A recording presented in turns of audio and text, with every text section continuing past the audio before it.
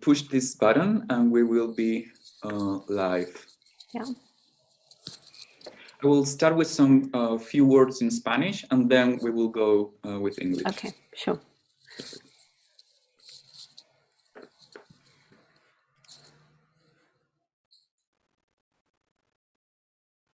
Perfecto. Bienvenidos, bienvenidas a la segunda charla del Seminario de Arquitectura y Etnografía.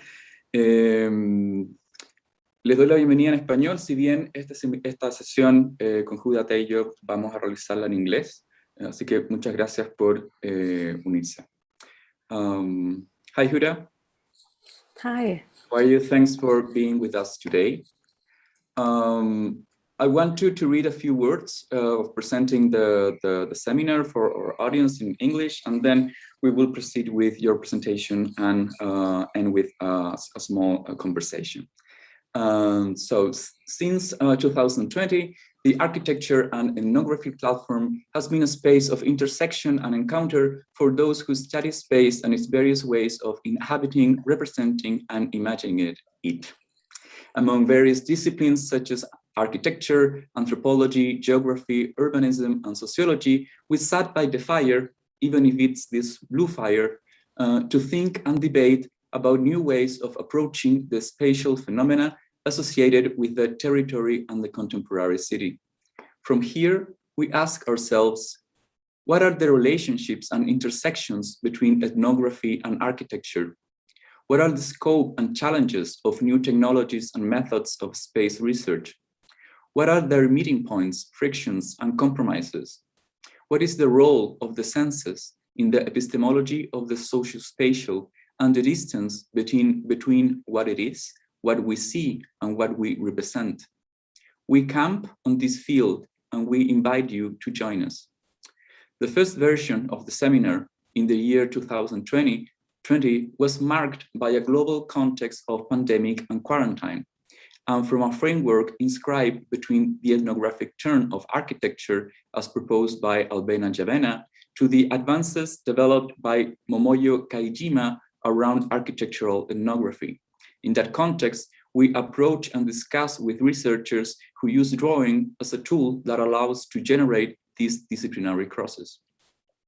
This year, in our second meeting, we have broadened our gaze towards other mechanisms and sensitivities, and we have opened ourselves toward areas of research and to investigate sound, new forms of cinematic narration, extractivism and territorial cybernetics, memory and identity, architectures of care, or also other ways of approaching architecture and the contemporary city from cartographies, and diagrams.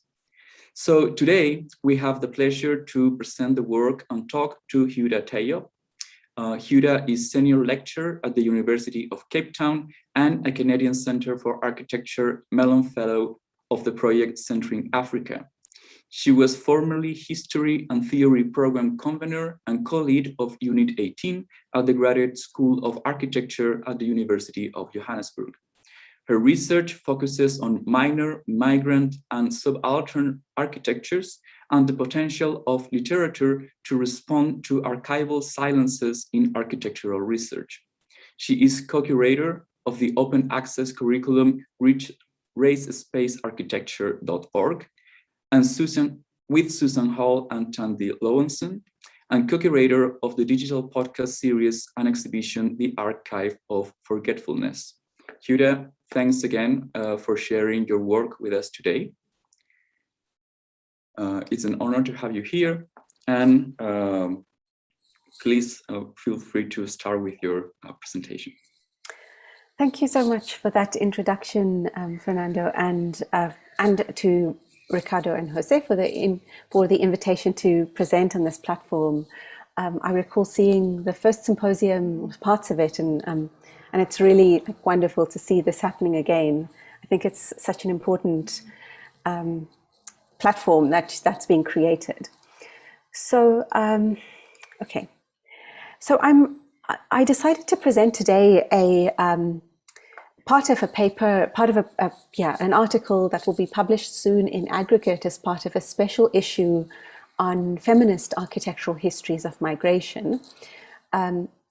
It's a special issue edited by Anuradha Siddiqui and Rachel Lee, and should be coming out at the end of this year. But I think ultimately the kinds of questions that I'm interested in here and in my research practice, or some of these other projects that were mentioned more generally, is to think about what counts as theory and what counts as knowledge, and to ask what is at stake in an expansion of the repertoire of authoritative texts from the disciplinary limitations of architecture. And I think as this is a particularly important and relevant question to ask from the Global South, or so-called Global South.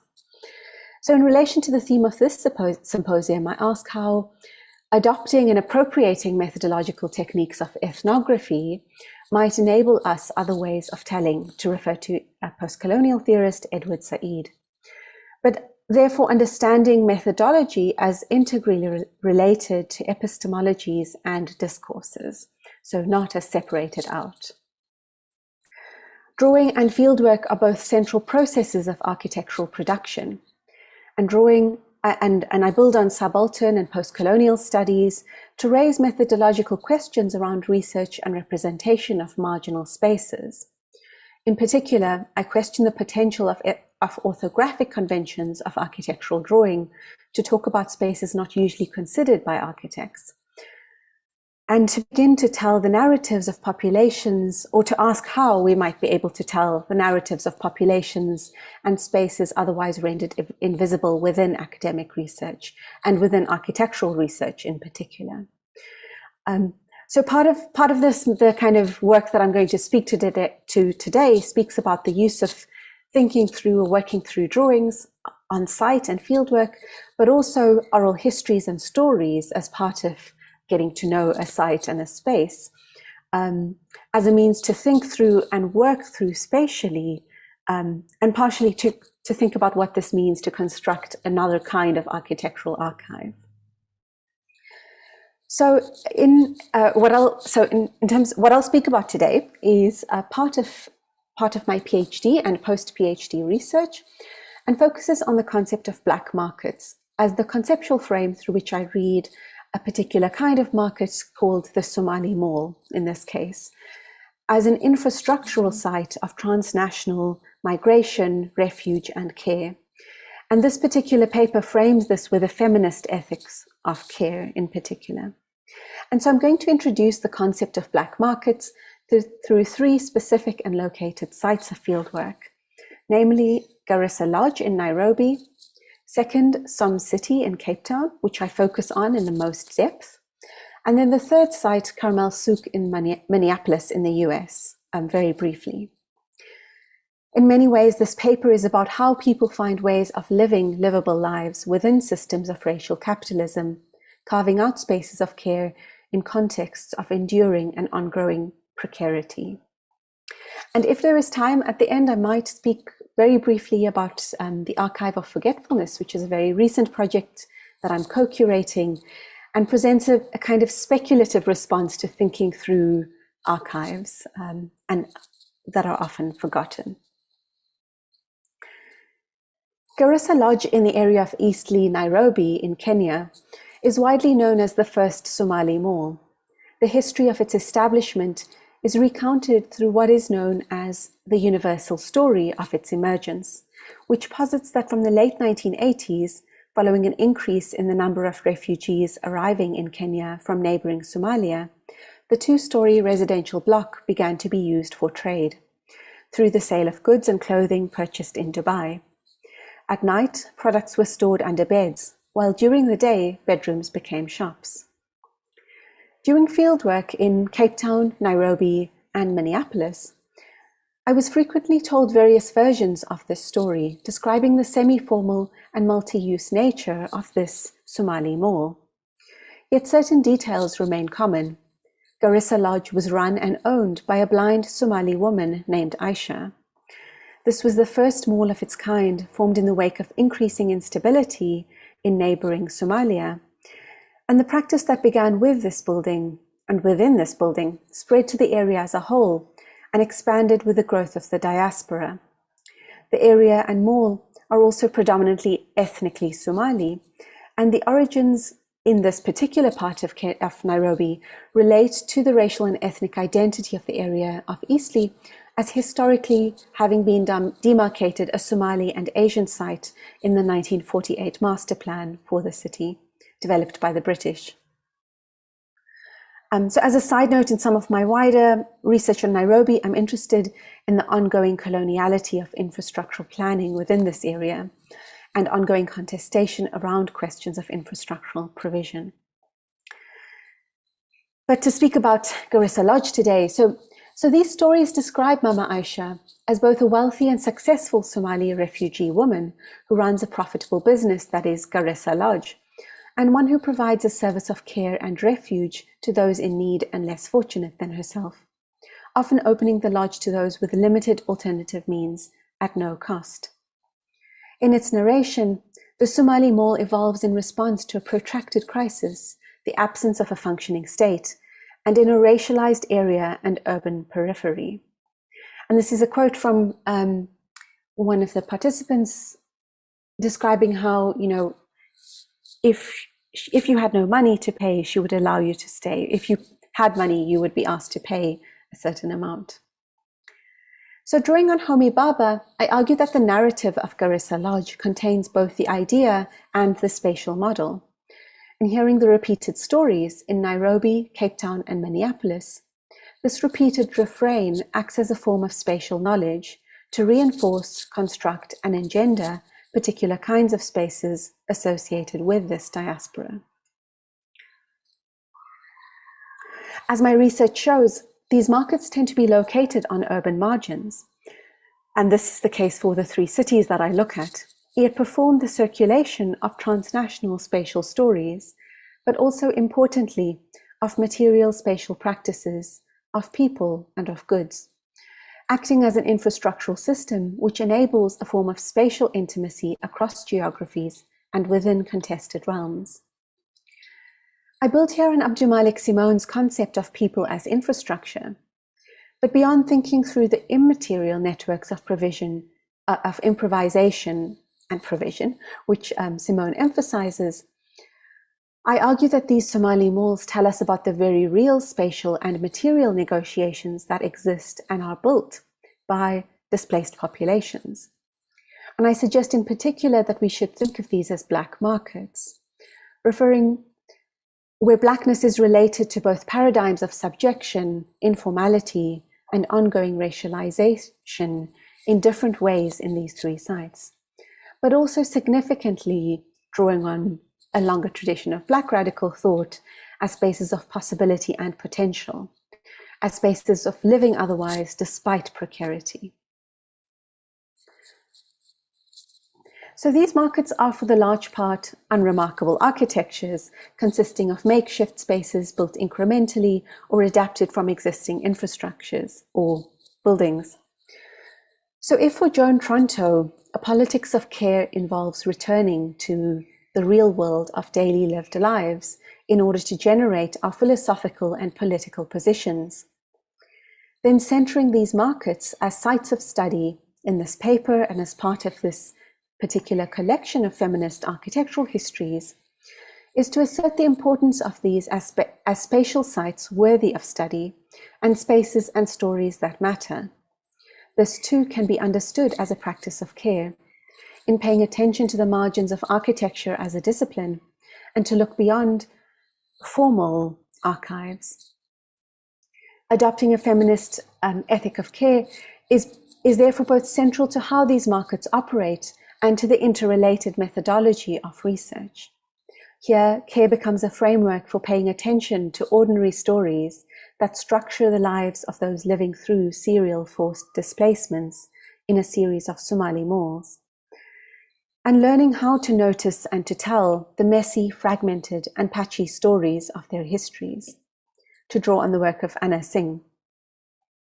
It asks for an expansion in what we consider as acceptable tools, materials, and objects of analyses, while asking us to pay attention to the labor of and within the markets, and the labor of their narration and storytelling. So care care is also in these markets, as I've been describing, a vital strategy for enduring precarious worlds.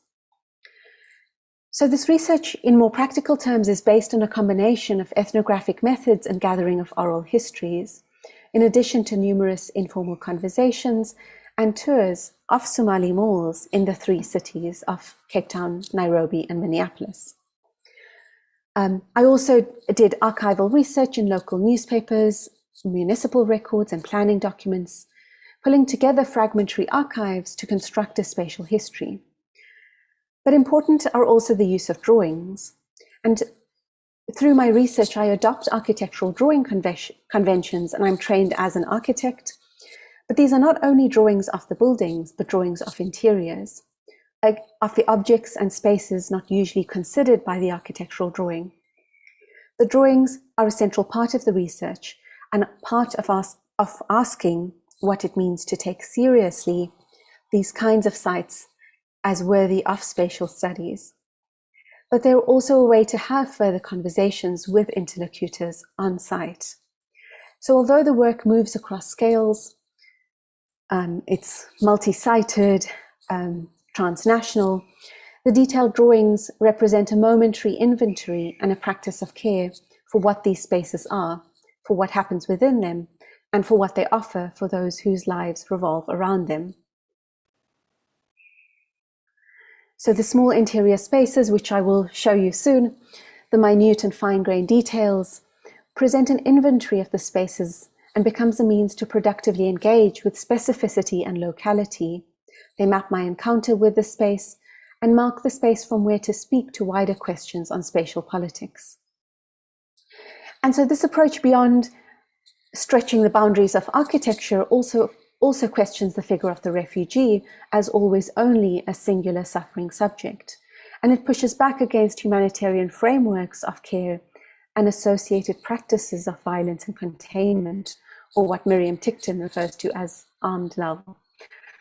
Armed love, often framed as apolitical within a developmental context. So moving to Cape Town, and what you're looking at are 2 maps of the city, which map out group areas, forced removals enforced between the 1950s and 1960s in South Africa. I was first introduced to the concept of the Somali Mall and told about Eastleigh and Garissa Lodge in the suburb of Bellville, approximately 25 kilometers north of central Cape Town. Bellville was a former independent city, established as a modernist centre and Afrikaans rival to the city of Cape Town, to the central city. The area was designated a white area under the Apartheid Group Areas Act of 1950 and was actually granted city status in 1979. It was conceived and imagined as an urban cultural heartland of white Afrikaans-speaking populations in the Western Cape. From the 1950s onwards, newspaper articles begin to refer to this area as a bastion of apartheid and Afrikaners in the Cape. With the end of minority white rule and apartheid in the 1990s, the area saw a significant white flight into neighbouring suburbs and gated communities. The restructuring of local government and formation of the Cape Town Metropolitan Municipality in 2000 resulted in this area being integrated into or reintegrated into the wider Cape Town metropolitan boundary.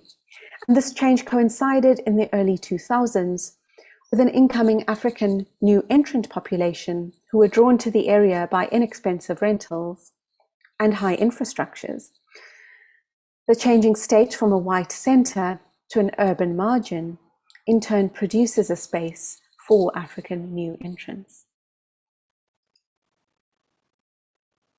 So, as described at the outset, the term Somali Mall refers to multi-story markets that have dominant Somali or East African populations, where they're often described within a lineage, with Garissa Lodge in Nairobi described as the original one.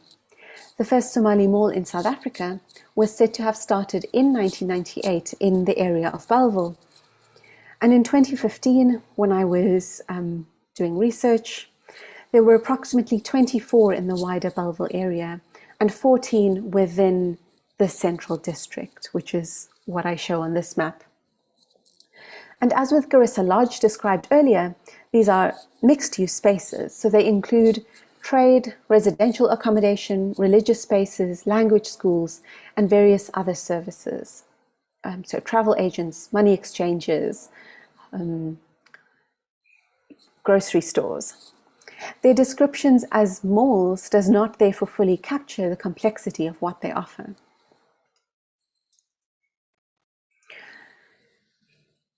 One of the malls that I'll talk about is Some City.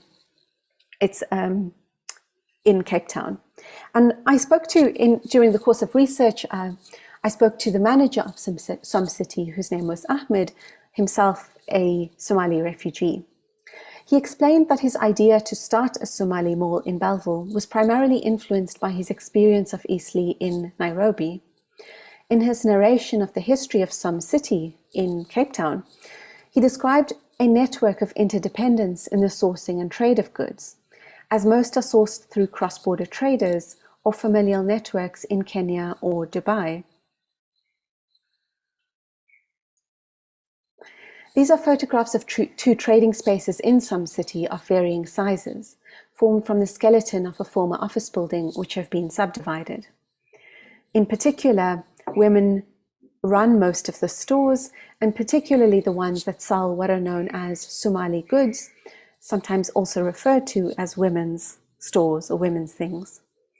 These categories point to that the stores largely cater to women, carrying with them a gendered understanding of women as both primary caregivers and homemakers. The spaces are densely filled with clothing, cosmetics, groceries, curtains, and carpets, making the most of all available surfaces. Yet while the parceling of spaces into small individual shops suggests a reduction in scale, the sourcing of goods talks to relationships with spaces and people located elsewhere on the globe.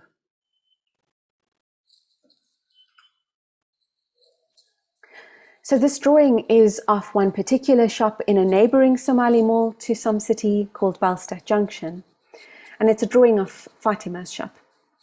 In many of these stores, long opening hours mean that the traders spend most of their day in the shops, from 9 in the morning to 9 at night in many cases, 7 days a week. In the case of Fatima's store, her small shop was the place her children returned to after school.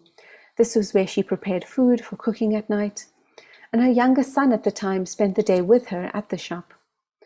And the store had a cot in it for him to nap during the day. Beyond offering social spaces and services, these spaces act as infrastructures of refuge.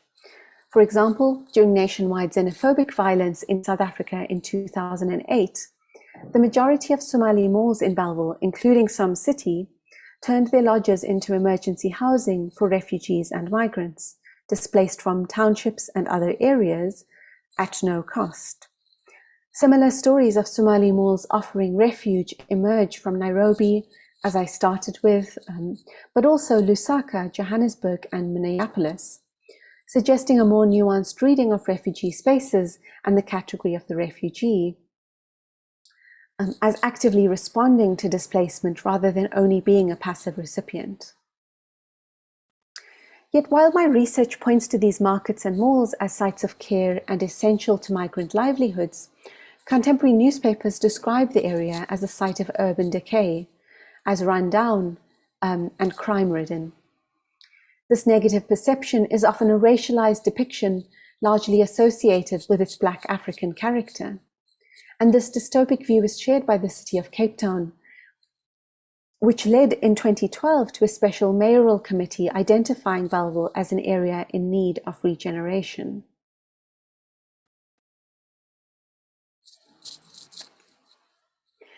Between 2012 and 2014, in Cape Town, 15 problem buildings, and this is the terminology of the city, were identified in Belleville and demarcated for eviction.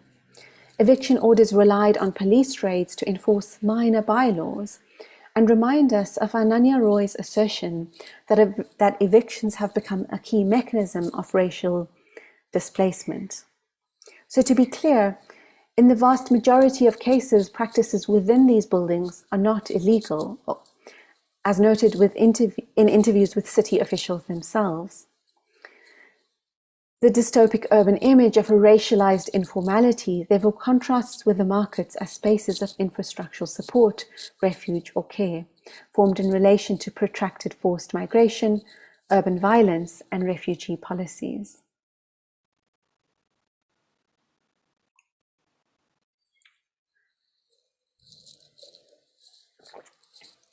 So I'm going to move very briefly to Minneapolis in the US as the third site.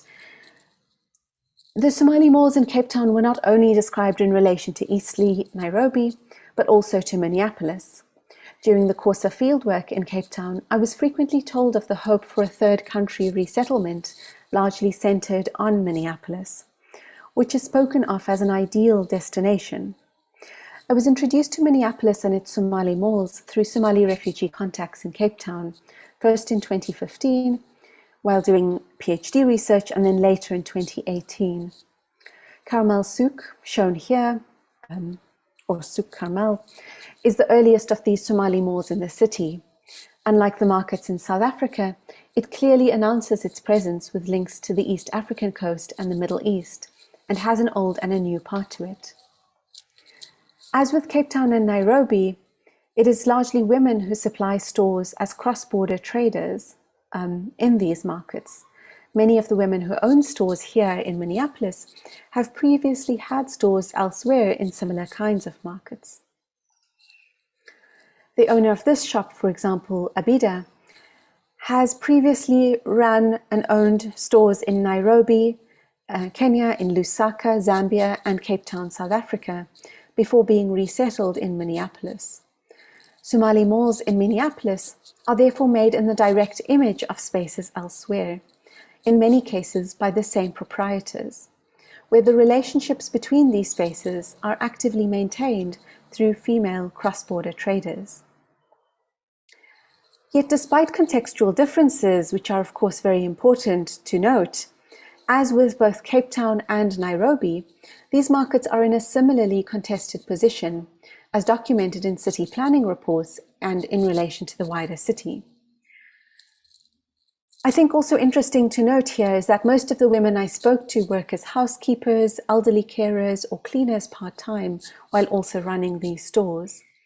And Nancy Fraser's really important work on social reproductive care draws our attention to how the work of social reproduction is increasingly outsourced and racialized in the global north, while it continues to be gendered. The South and racialized women step in to fill this care gap. Understanding Somali malls as part of a network of outsourced care in the US also begins to bring in a wider world of the low-wage caring profession, but returns back to these Somali malls as spaces of both precarity and possibility, aspects which are not exclusive. So Souk Carmel is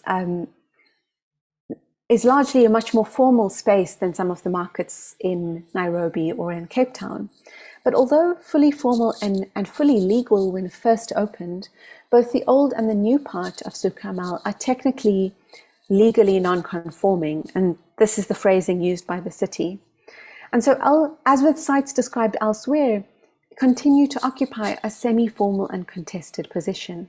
And this legally non-conforming use has got to do with the result of a new category being introduced to zoning in the city after the building was built. The informal and semi-formal nature of these spaces as partially regulated forms of trade and populations points to the production of informality as a device, linked in this case to gendered and racialized forms of labor and work. However, this informality does not necessarily mean that all trade is survivalist, local, or small scale, as is often assumed a marker of informality. I argue instead through these three examples that rendering of these malls as informal and semi-regulated is part of a process of non-recognition. So I follow here from Ananya Roy's argument that informality is not a sphere of unregulated activities, but a realm of where ownership and user rights are established, maintained, and overturned through legal mechanisms. And you see this very explicitly in Minneapolis, but I think the same can be said of the other sites. So to draw to a conclusion, to pull some of these thoughts together, I think first I just want to acknowledge that a short presentation and the transnational nature of this research cannot do justice to the nuances and details of practices and the context of these markets. Yet, I also argue that thinking with them together becomes a means of a productive engagement. Garissa Lodge, Some City, and Souk Carmel, along with other similar spaces, draw our attention to a patchy landscape which enables collaborative survival, to return to Anna Singh, and points to interdependency across geographies and within contexts of precarity that exceeds national boundaries. These are spaces enmeshed in practices of global capital, yet which remain on the margins. In their narration, they evolve in response to a crisis, the absence of functioning state support, and in racialized areas and urban peripheries. But rather than seeing these kinds of spaces as ethnic markets, as they might more typically be studied within architecture, this research resituates these within architectural history, yet moves beyond the everyday architecture to the minor, marginal, and transnational. In this paper, recognizing the physical and intangible networks of support and cross-border trade as Black markets enables a view of the centrality of these spaces as infrastructural to migrant groups, but also points to a longer history of these as spatial practices and a longer history of their racialization and marginalization tied into global processes. These networks extend into the manipulation of the physical architectonic fabric and are hosted in distinct material and spatial sites. While often precarious spaces, they are nevertheless invested in by their inhabitants in social, material, and cultural terms as spaces for caring for others at the scale of domestic practice, whether caring for one's family or diasporic community. So for Abdulmalik Simone, the potential of Black urbanism lies in drawing sites of Black populations out of the periphery to suggest new ways to think about relations within urban Africa and beyond. Yet, as I mentioned in this paper, I suggest that these networks extend importantly into the manipulation of the physical architectonic fabric and are hosted in distinct sites.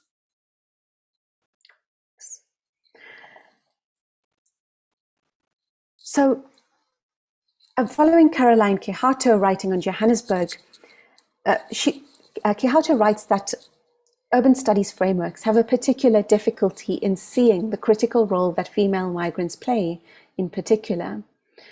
And here, the opaque networks of undocumented migrants and spatial stories points to a more fluid, unstable, and hidden set of connections within a spatial history that is more evasive and difficult to pin down. In the narrative of goods, where and how they travel, and the idea of the Somali mall itself, there is a particular kind of story that circulates alongside these very particular spaces across the globe. Here, the architecture of care is as much the idea of space as the architecture of circulation of goods, people, and stories. This might be the point of first entry for new arrivals, for the ongoing caring of families, as in the case of Fatima's shop. Parindosa and Yelena Golubovich point to the centrality of narration for displaced populations in a different context, arguing that the stories told should be recognized for the work they perform. And Ilana Feldman, similarly writing on Palestine, points to the political importance of home as a refrain in the context of displaced people, which she argues does not simply give voice to material connections, or memories of previous connections, but helps to structure people's experiences. And I build on this work to argue that this is what I see in these sites, that while the sites themselves are significant, and I think very important to recognize, I suggest here that their narration as sites of possibility is equally significant.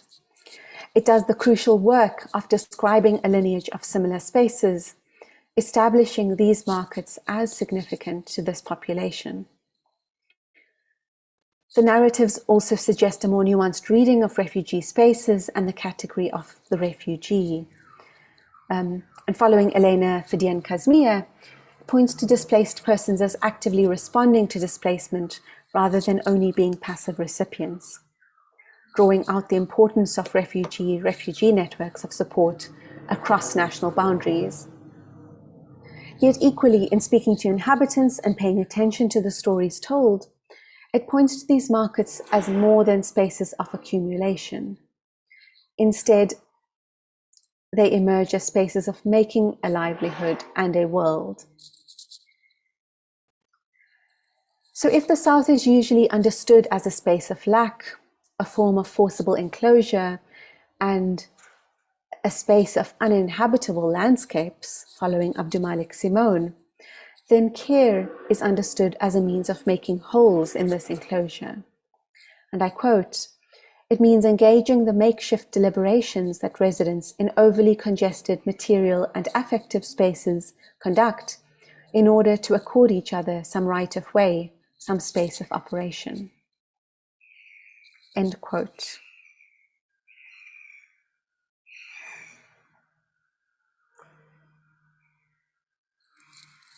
Okay, so adopting the framework of black markets allows, and the methodologies of ethnographic fieldwork, allows me to link these spaces to formal infrastructures, refugee policies, global capital, colonial planning, and state dispossession.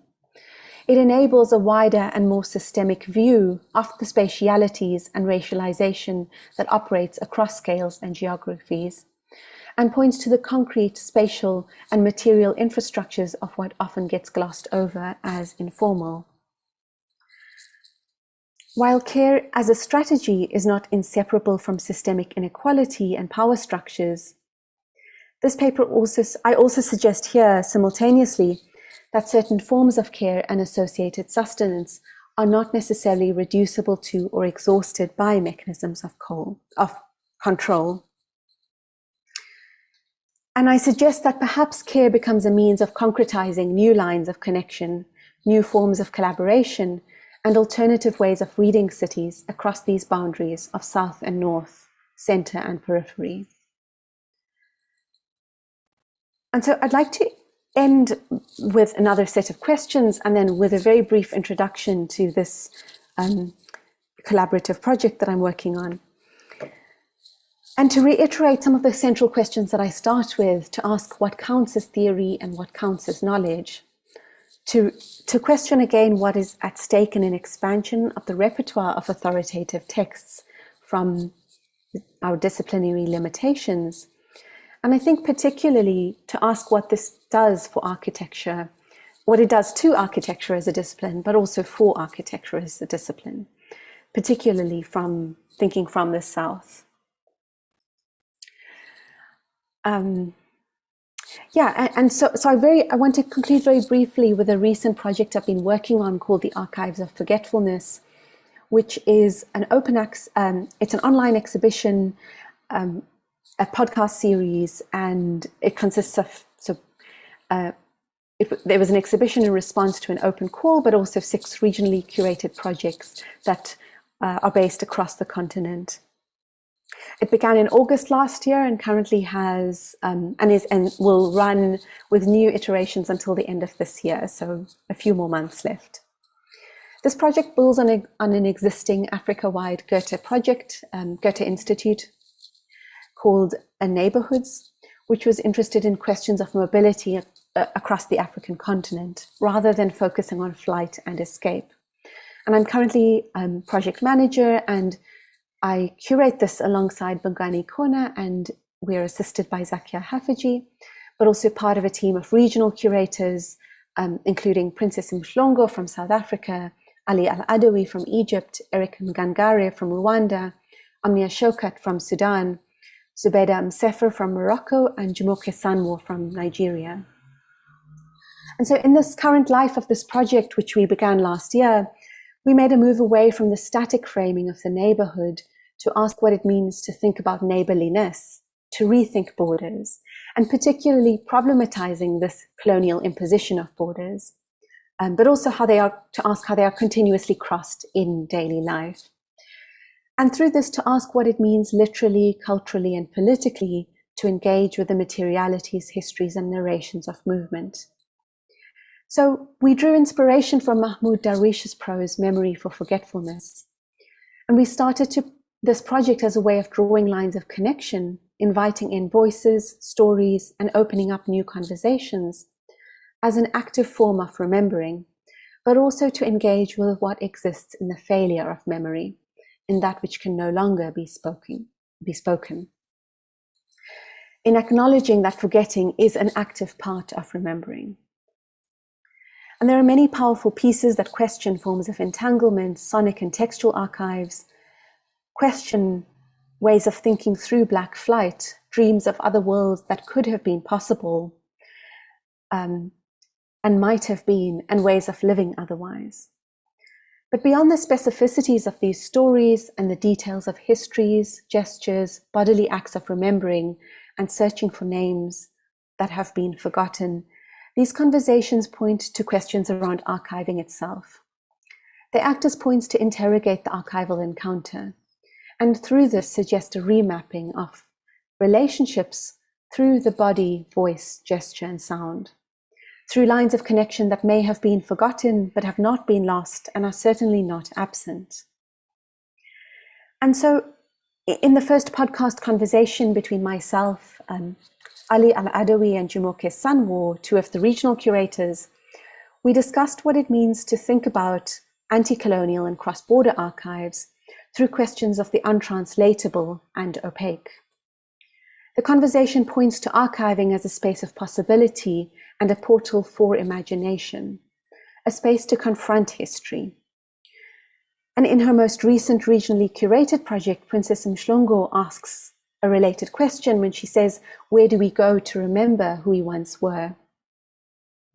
Jumoke Sanwo points to the Yoruba word for archive as itoju, which she translates as care.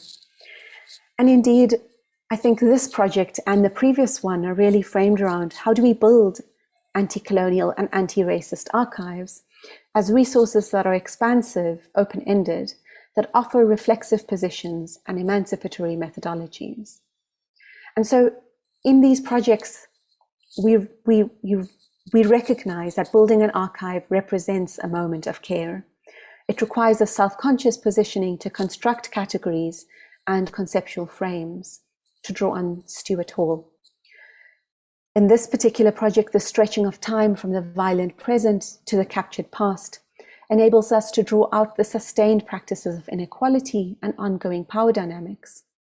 It questions whether returning to sites and stories often overlooked by disciplinary boundaries can enable us to escape the repetition of this violence, and suggests alternative ways of reading and writing across borders of South and North, center and periphery.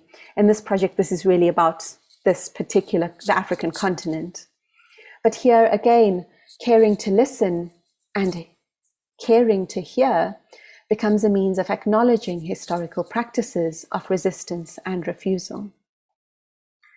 So to return to Ananya Roy, I think in these projects, working through the South, or the South is a structural relation of space, power, and knowledge produced and maintained in the crucible of racial capitalism on a global scale. But the South is also theory, discourse, and experience. It is territory and history.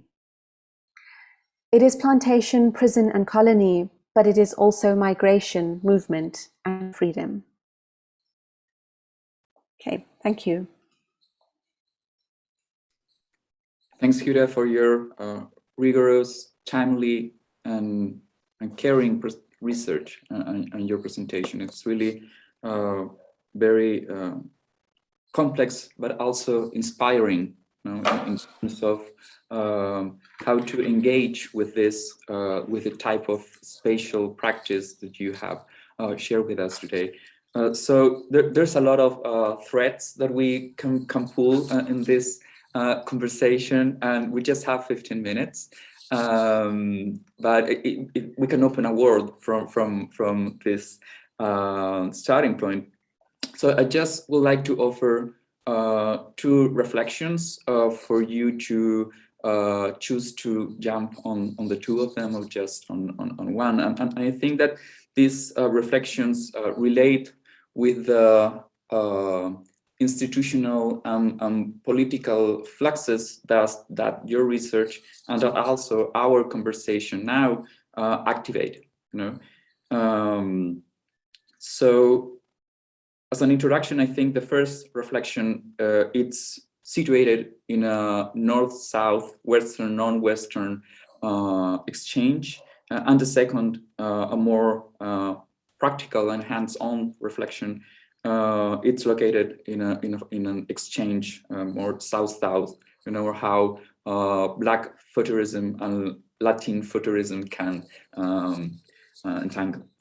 So, as a general context, I like your bringing of Anna Tsing research, because I think that she manages to provide a thoughtful evidence that fractured capitalism, as you posed, has territory, that precarity, it's a problem that it's present in the whole world.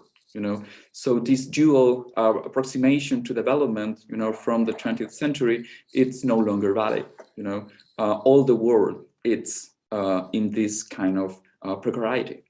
But even though when we talk about architectural research, when we talk about architecture as a discipline, when we talk about the archive, I feel that we are talking to a northern or western understanding of architecture, of archives, of institutions, of pedagogies. So if this research aims to make visible these spaces, these lives, to that reduced field of Western understanding of architecture, what can we expect of that? Of course, every decolonial process is a process of dialogue, so it's important for us to make these things visible and to present its relevance, but I have this question of, okay, what can we expect, and in that sense, I think that the case of Minneapolis that you showed in your research is very interesting, and it's very clear, because it's a standardization. It gives a formal solution, to a super complex cultural and social problem, so it makes a very clear image that we are not expecting for techno-fixers, as architecture as a techno-fix, of that thing. So I think that will be like the first thought, let's make this visible, but what do we expect? What can we expect of that? What do we hope? What kind of dialogue we can foster or initiate by making these things visible and relevant? And the other idea, more south-south, is that this is not necessarily new to us, to our tools, to our fields of architectural research, to our archives. But I think that what is really new for architecture, it's this ethnographic turn. But also how this research is developed, in terms of the philosophies and practices of care, of feminism, that are super different from the framework of the social sciences and developmental studies that maybe precede this type of approach from architecture, and and if the ethos of the research it's caring, and it's listening, and not as you mentioned, not to talk for, but to talk to, how can we engage in those practices, and how can we change the current understanding of Southern or non-Western architecture in relation to its methods, in relation to its pedagogy, in relation to its policy, its politics, and finally to its spaces. Thank you. Those are really great reflections and comments and questions, but also very big questions. So I don't know if I can kind of do justice to them, but yeah, solve the problem of Southern architecture. I think they're really important. I think they're very important questions. So let me try and start with the first one. Around, so I think there's a great comment around, what does it mean to make this visible, and then what does it do? And I think you're right in a way that this is about kind of speaking back to a discipline which is northern focused on the one hand, but I also think that so in a country like South Africa, we have inherited the coloniality of the discipline in ways that are often less experimental that I have, for example, seen in places like, having studied in London. So on the one hand, it is about sort of speaking back to the discipline, but I think that the discipline holds much more, it holds very strongly it certainly does in South Africa, in architecture schools. And it holds strongly in a way that I think, I'm not so sure that what I'm asking is, how do we make this visible? I think what I'm trying to do, and I'm not sure I'm doing that yet, is to ask, what does it mean to really take seriously these spaces around us that we do know exist? You're absolutely right. There's nothing new about this. We know these kinds of cross-border trading, informal cross-border trading, or I think even the word informal is quite problematic in this context. There are long lineages of this. People know this happens. But I think what we haven't done, and what I haven't seen, is really, what does it mean for how we understand architecture for our context or for the world? Because I think that's what the Minneapolis case asks. It suggests, I start with something very local. I expected, when I started my research, I didn't really expect to find these very broad transnational links. But I increasingly realized it was impossible to understand these sites by only looking at the local space. So I think, so I think more than making visible, what I'm interested in is, what does it mean to think from these sites, but beyond a developmental framework, which I think for most of us has proven to be problematic and has not really yielded anything different. So, and I think linked to that, I think, there's obviously very different kinds of contexts that I'm working with or speaking to, but to really also ask, what does it mean to theorize from this space, or to produce a discourse from this space that might then suggest ways of building in and for this space that are different? Because at the moment, what is certainly happening in South Africa is, although we are now post-apartheid, we really reproduce a lot of the violence of colonial urban planning. It's really still the only answer, or the canonical response.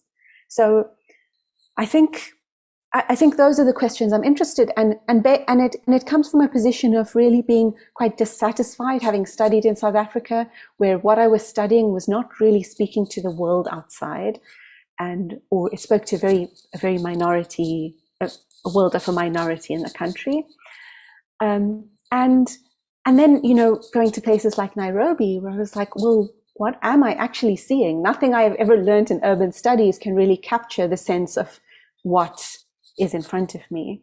And so the existing conceptual theoretical frameworks are really just not enough unless you really strip this place down to developmental, which I think usually happens. So I do think that there is there's work to be done in that way that I think is about redefining conceptual frameworks, theoretical frameworks, and also methodological frameworks, and understanding these as interrelated rather than as separate fields.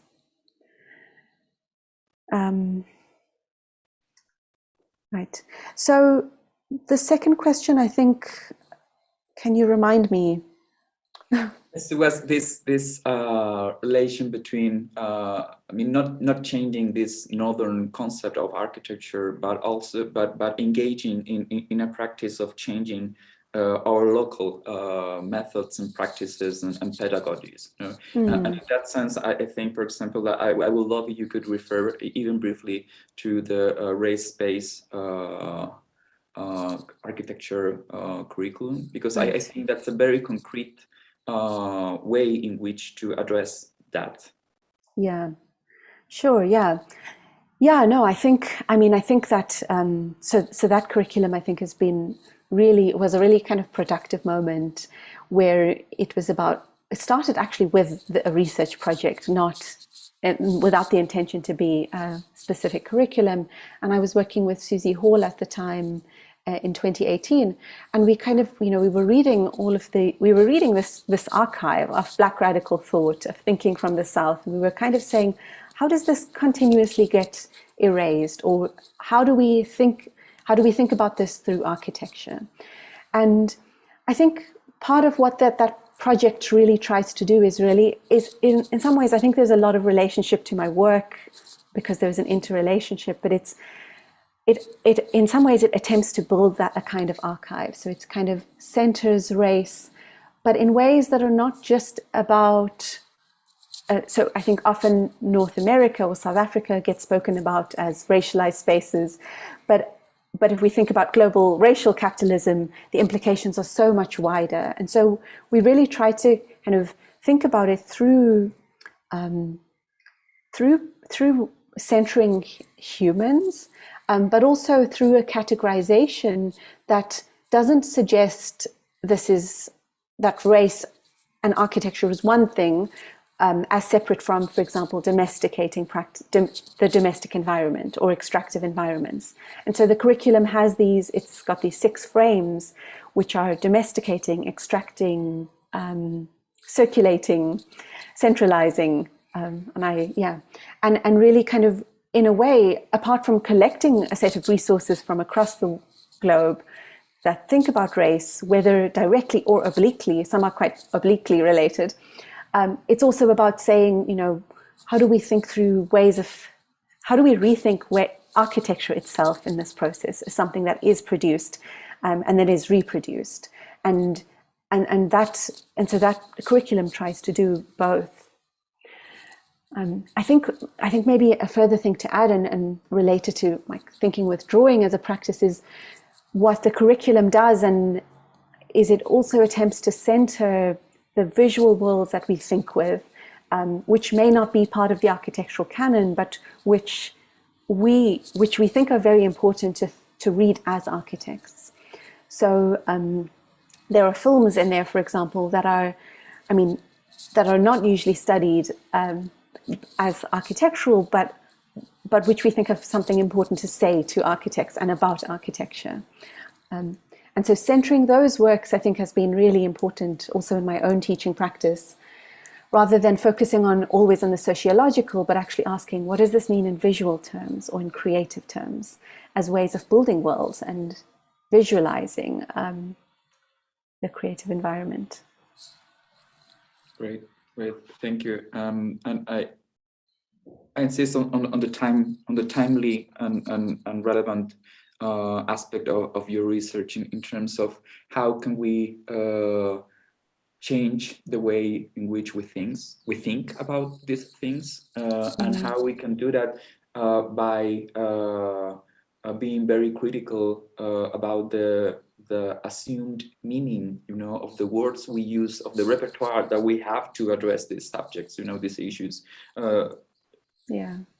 in relation to your comment about informality, you know, what is informal? Why do we say that it's informal if it has a long tradition, you know, of a very formal and concrete presence? And I think that all these things and the question about race, it's also something that needs to be addressed, especially in terms of the migrant or refugee crisis. You know, that it's another word that it's very complex, you know, that it gives the phenomena kind of a temporality, but we know that that is the shape of the future. You know, in terms of political instability and global warming and the drought and famine and wars, you know, migration, it's the way in which the world will unfold, you know. So the subject, the question about race, transculturalization, the spatialization of race, you know, it's a global concern, that it's not informal, and that it's that the framework of the crisis is not enough to address that shared future. Yeah, exactly. I think that's really, and I think in that way, you know, I when I do some of these talks, I like to bring in Minneapolis. It's not a major site of my research, but I think it starts to speak to the impossibility of actually separating these hemispheres, but also kind of really says, you know, what does it mean to think from the South, but for the North, or I mean, not for the North, but to think globally from the South, rather than of the global South as the framework. Okay, so thank you for your presentation and for inviting us to think and to theorize and to look anew the place, the sites in which, the fields in which we are working. And I hope you all enjoyed this presentation, and to our audience, you are all invited to continue with the next conversations of the architecture and ethnography seminar. So thank you. Thank you, HUDA. Thank you so much. It was really great to be in conversation. Okay, I will end the transmission.